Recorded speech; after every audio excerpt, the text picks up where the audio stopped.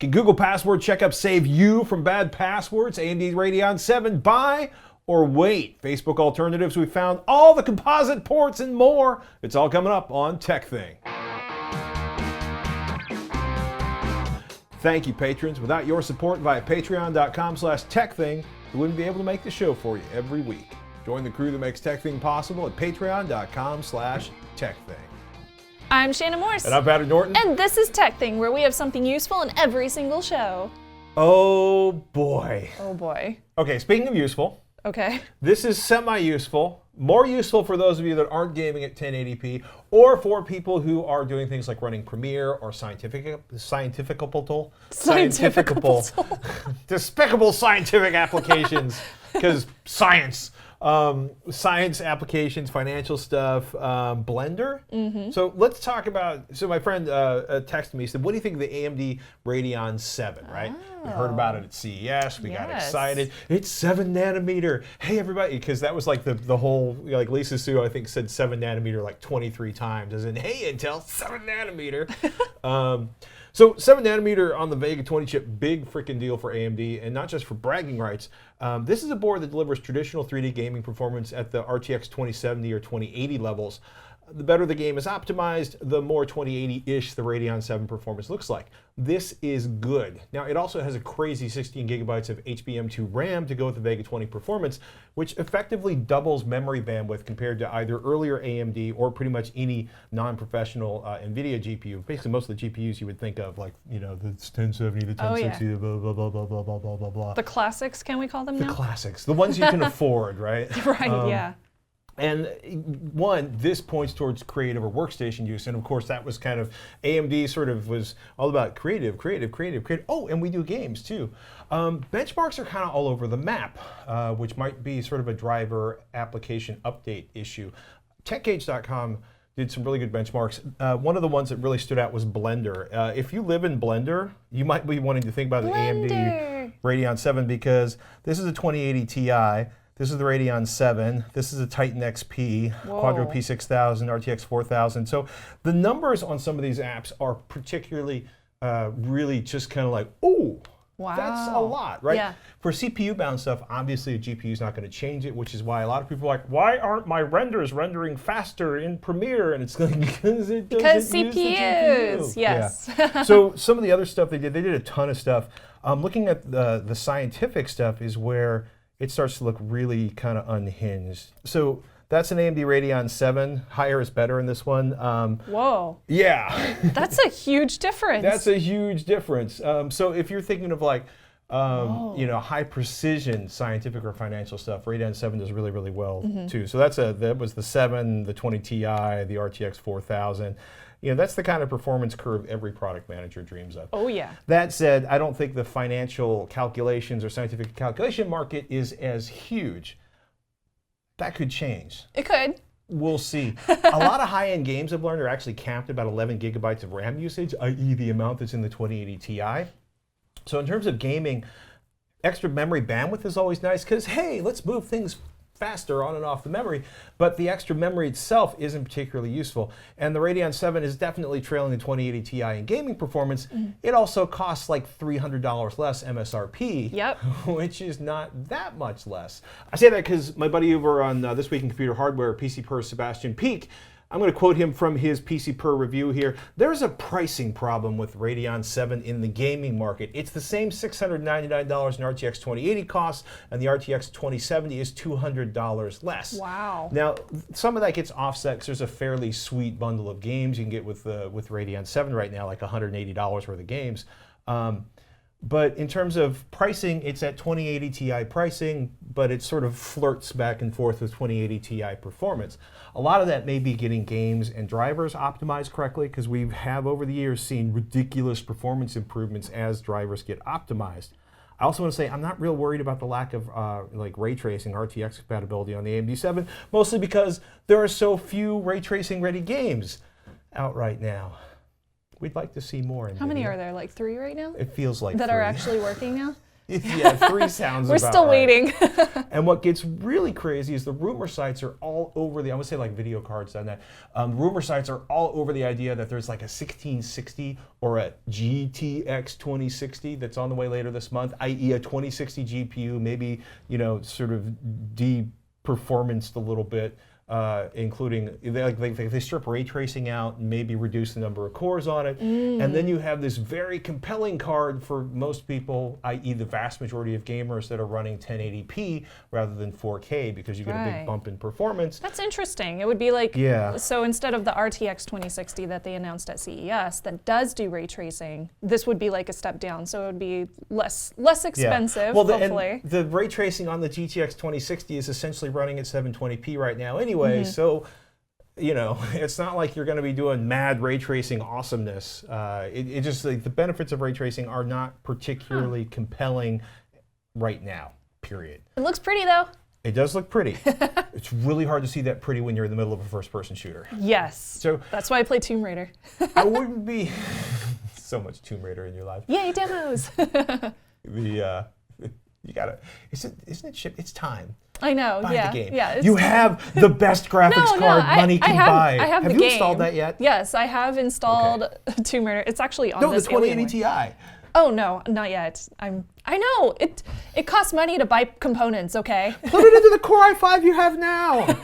Just so it's there. Warm it up. I'm working on it. It's lonely. I was traveling for 2 weeks. Give me a break. You should have traveled with it. Yeah, get an animal case. The desktop, okay.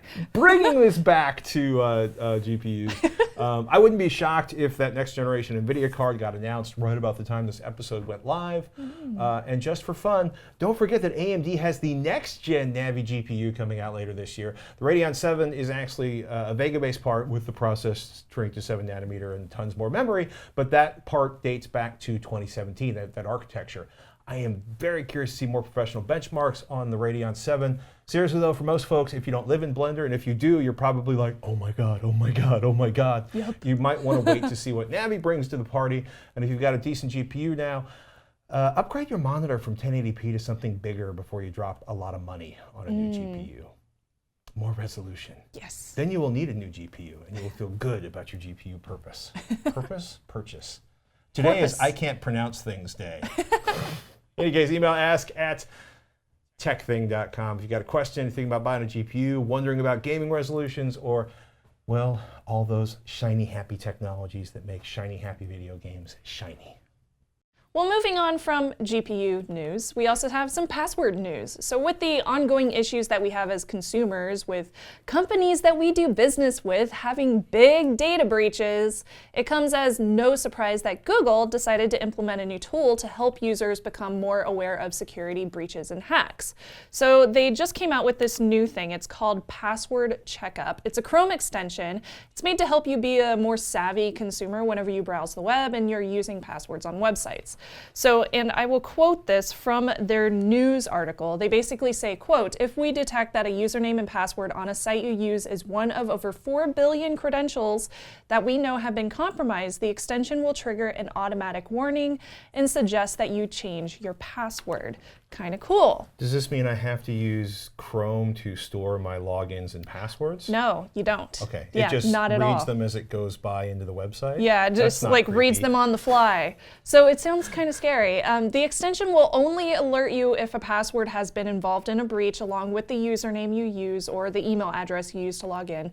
This is to combat something called alert fatigue, which is where if you get so many alerts or notifications on your phone, you start to ignore them because they come in so often and it's might be for something that you don't really care about, sorry laptop, so you just don't care. So it's to combat that issue that you might have. It will only notify you if something is wrong with your username and password. This is good. So in my case, all of my passwords are different. I don't know any of them. So to test this, what I would do, like for example, I would go over to one of my favorite sites called ModCloth, for example. Just, you know, for funsies. Now I'm already logged in here, but if I log out, so since I already changed this to a password that I know has been breached in a previous vulnerability, And I have changed it over time, so I will definitely change it back after this demo. I was expecting it to give me some kind of notification, but unfortunately it didn't tell me anything.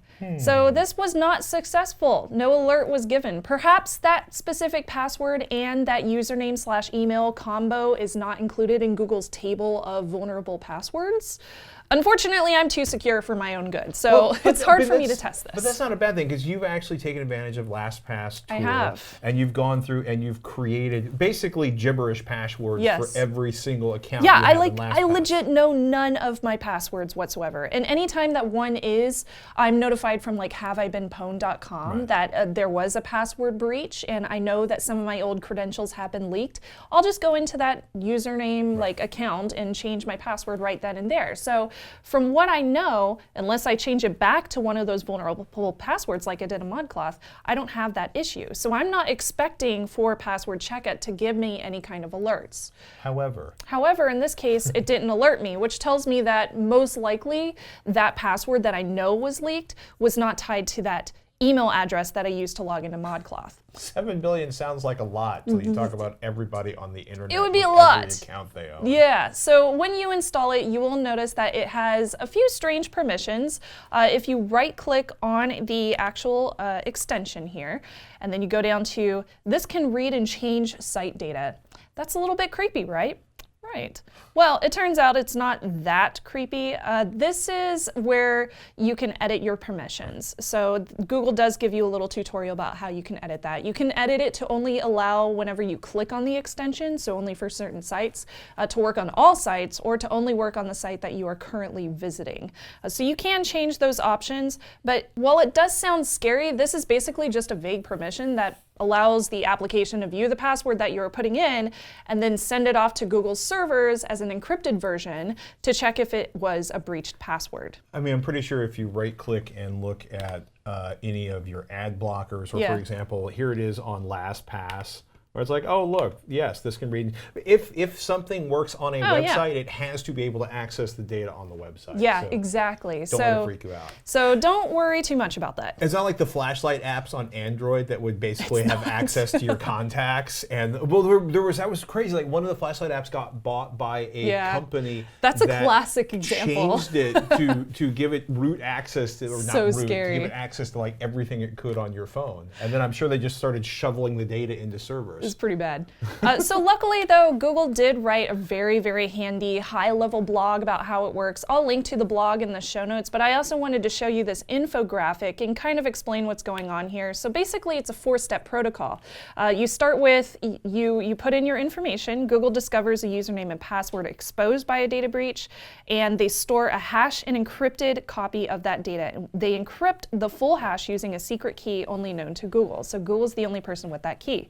And then when you log into a site you use around the web, Password Checkup sends a strongly hashed and encrypted copy of your username to Google, just your username, and Password Checkup encrypts your full account details using a secret key only known to you locally. So it's keeping both of those pieces separate, and it's encrypting and hashing each part. Now they use a private set intersection with blinding. That's some pretty high-level technology right there to search through every unsafe username and password without revealing your account details or anyone else's during the process. So Password Checkup, and what they say right here is they fetch an encrypted database of every unsafe username and password that shares the same anonymous prefix. So they only have access to a prefix, a very encrypted prefix of what the beginning of your credentials would be. So the beginning of your password, the beginning of your username, so like the first 3 or 4 characters maybe. It feels like they've made some very thoughtful efforts to make this as non-exploitable as possible. It does. That's exactly what they're doing. They don't want anybody to like do a man-in-the-middle attack on Password Checkup while it's sending that information to the servers. That way, you're the only person who can unencrypt that with your local key, and they yield an encrypted key only on their servers.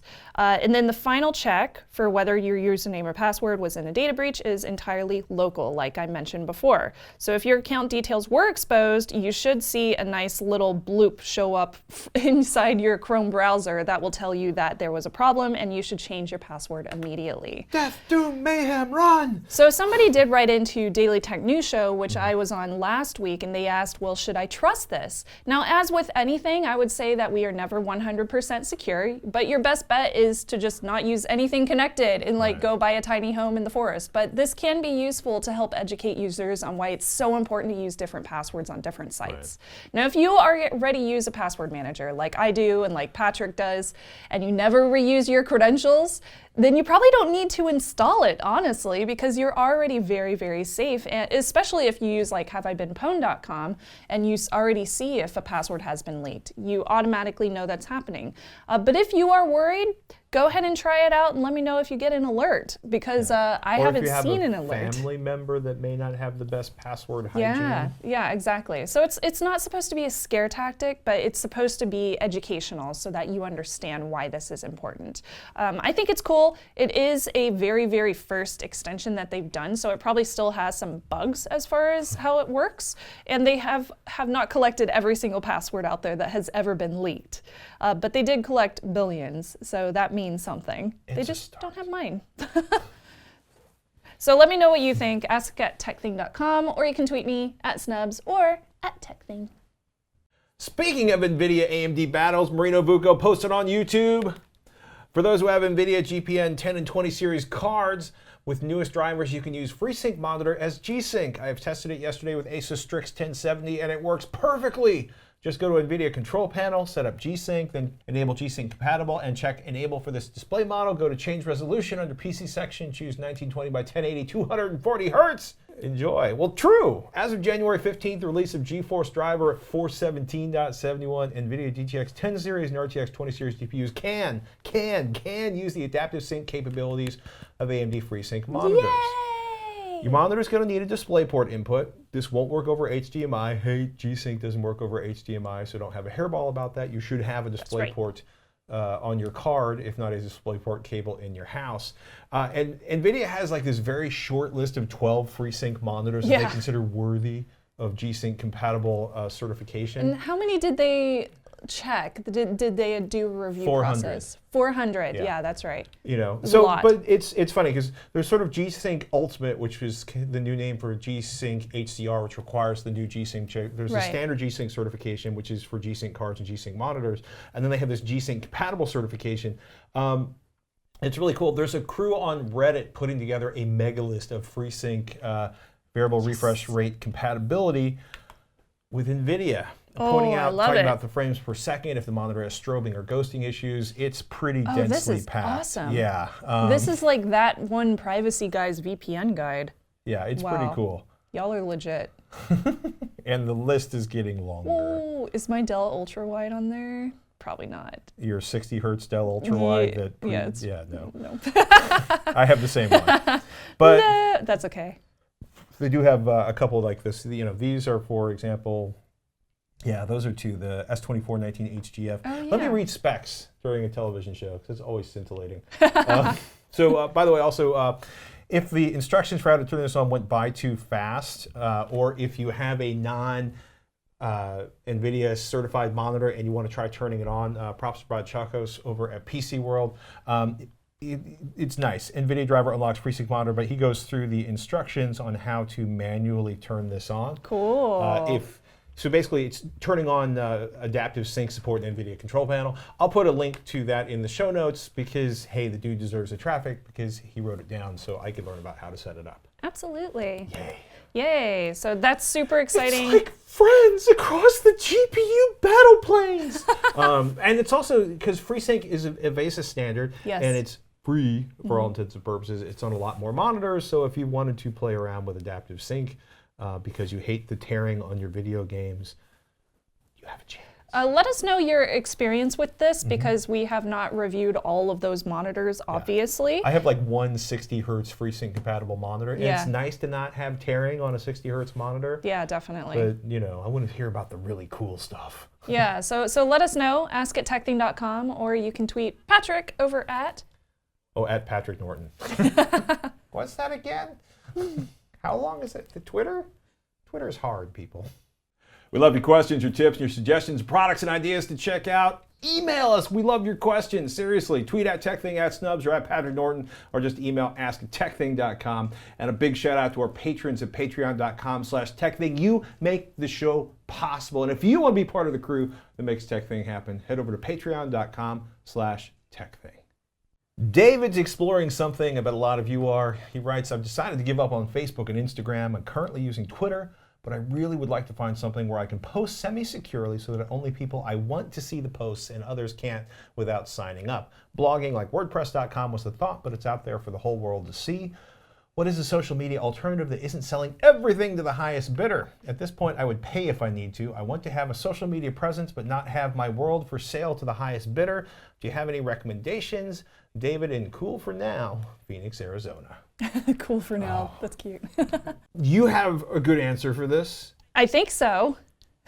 I'll just stop because I have thoughts about this, but you actually have an alternative. Well, this is something that a lot of the InfoSec community has concerns about because, you know, there's Facebook. I mean, all the news that has been coming out about Facebook, people are not happy. So I have two parts for this answer. First off, I totally feel you in regards to Facebook. They also own Instagram. So if you don't feel comfortable using a social network, one of the things you could do is just delete it. We survived quite fine before social media existed when we were just little kids, and we will just do just fine as well in the future too. Now for Twitter, you did also mention Twitter. You can lock down your Twitter account to be a private account. It's the same thing with Facebook and Instagram as well, but that doesn't keep Facebook from selling your data. Twitter probably sells data too, but we haven't seen a big trash fire controversy in the news stories about that yet. So setting up a private account on Twitter is easy to do through the settings, and once you set it up, you will have to approve each person that wants to follow you. Therefore, it is not out there for the whole world to see. Although I would remember that anyone who is already following you, though, will still see all of your posts, kind of like they're grandfathered in. There is a hack around that, but it involves like going in and blocking them and then unblocking them, and then they suddenly like start unfollowing you. I don't know, it's weird. I read up on it once because I was considering making mine private. Now, if you want to leave the world of company-owned social networks for good, but you still want a presence online, the one I would recommend is checking out Mastodon. So Mastodon is a social network alternative that is totally decentralized. That means that no one company owns the servers.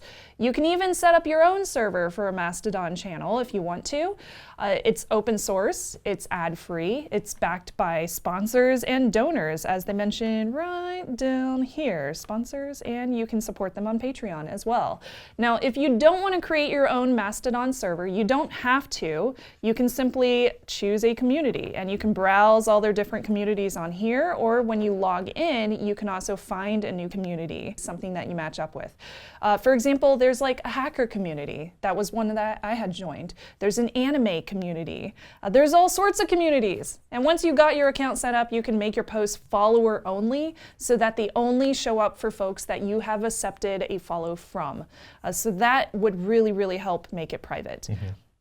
I think that this would be a perfect option for you. I reviewed Mastodon when it first came out a while back on Hack5. This was like maybe 2 years ago. I didn't use it much since it wasn't very interactive at the time. There weren't a lot of people on it, but it looks like it's grown a lot since then. So I would absolutely give it a try. They are at 1.6 million people according to their website. And it's probably growing every single day with everybody that wants to leave Facebook right now. Isn't there like 1.6 billion active users on Facebook right now? Yeah, so this is a lot smaller than Facebook, but if you get all your friends to join, maybe it'll be fun. Joinmastodon.org is the place where you can learn about that, so highly recommend it. I think the big challenge here is getting family and friends to join you any place you want to move them to. I mean, there should still be plugins that make it super easy to make a blog password access only, but then you have to distribute passwords. Hey mom, here's the password to my blog. True. Son, why aren't you on Facebook? Because data theft. Oh, son, they already know everything.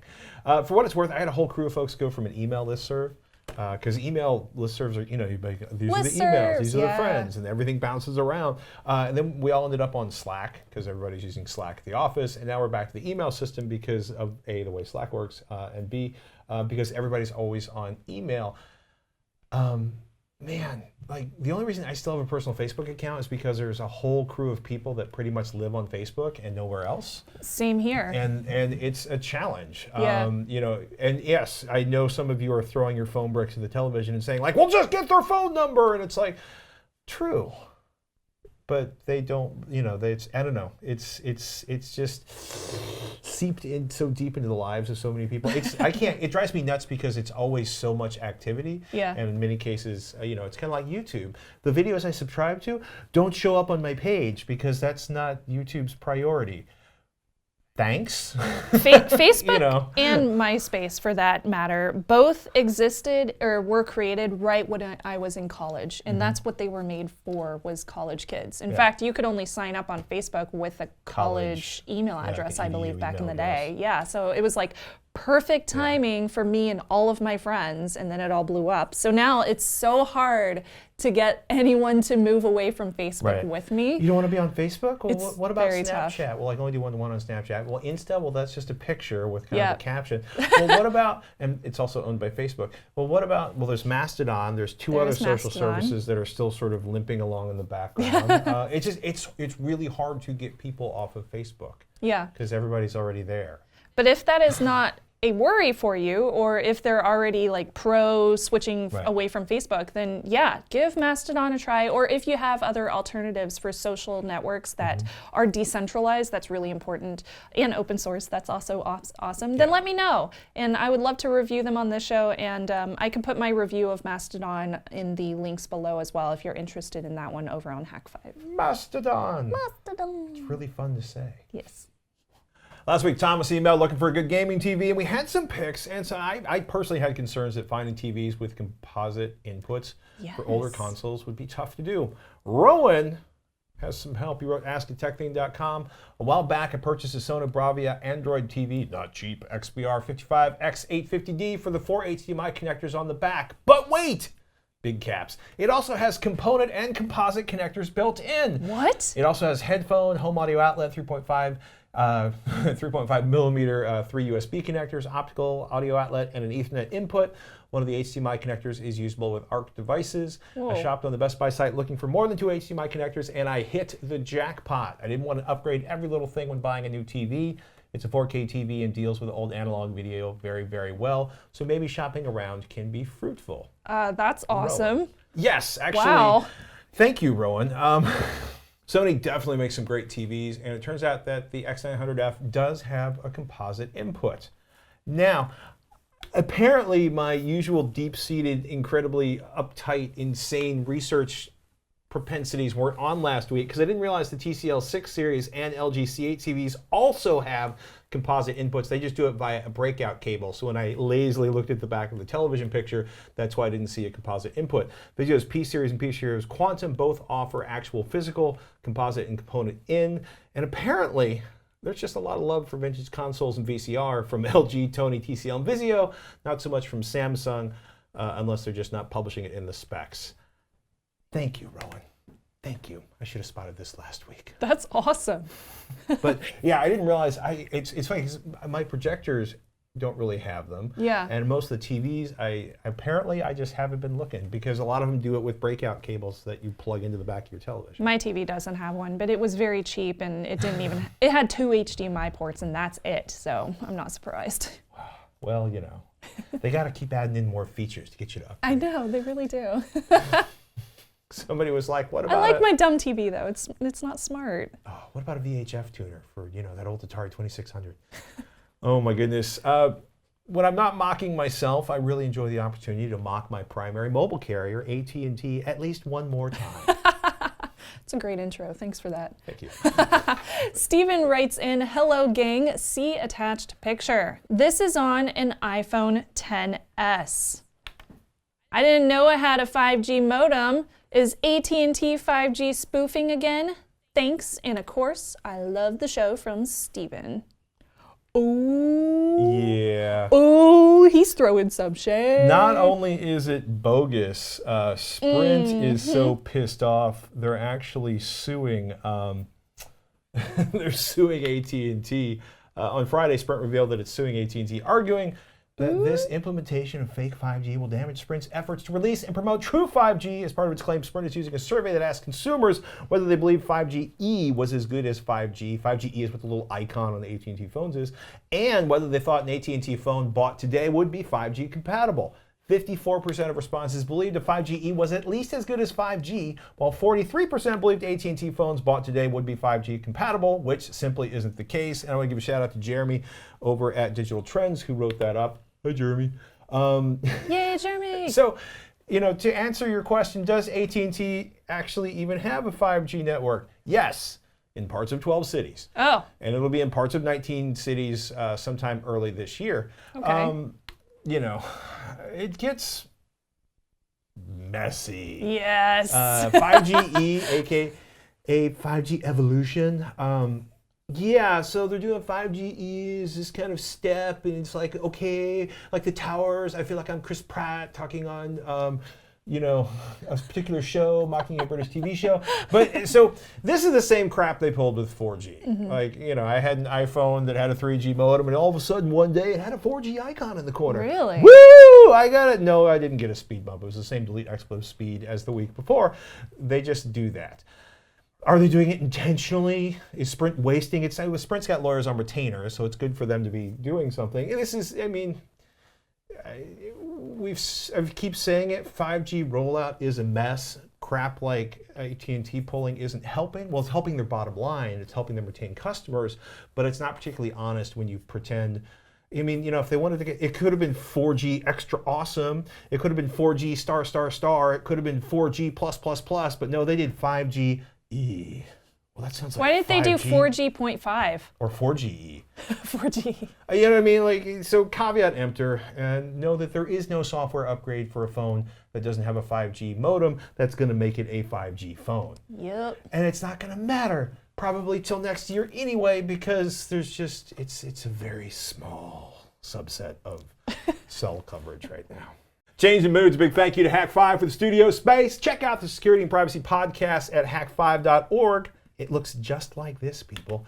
And then head over to c2.hack5.org to learn about Cloud C2. This is so cool. Remote pen testing made easy. Deploy and manage fleets of Hack5 gear from a simple cloud dashboard. Thank you, Hack5. Thank you, Hack5. And remember, once in a while, put down your phone, step away from the screen, close the laptop, and do something analog. Like take a nap. Like take a nap because you pulled a muscle in your back like I did. That's why I'm standing so still this episode. Or I'm not laughing, it was just the way you were saying that while like not moving was. Or be a Lord of the Ring nerd in New Zealand like I was also. Luckily my back was not torn up that week, but yeah, I totally got to be a part of the ride of the Rohirrim in the Battle of Gondor. The Rohirrim! The Rohirrim! Death! So cool. So I just want to point out that while this is a replica of Eowyn's sword, and yes, I am standing on the same grounds as the ride of the Rohirrim for the Battle of Gondor, this is an original flag from the movie because I took a tour that actually went there by an extra in the movies. So she got to keep a little piece of the movies. I don't know if she stole it. I don't know if she was supposed to have it, but I'm assuming that it's okay since she lets tourists hold it at this place. So very, very cool. Really fun to see the fields of Gondor and see the beautiful... Yeah, you're not into it. Oh, I was totally into it. It was great. So super fun. New Zealand. I'll put the link in the show notes if you're interested in doing that tour. Woo! Yay! Yeah, one day my wife came home and the boys were running the house screaming, Death! Death! So good. Oh yeah, one more. Gotta be 3. I'm Better Norton. I'm Shannon Morse. We'll see you next week on TekThing.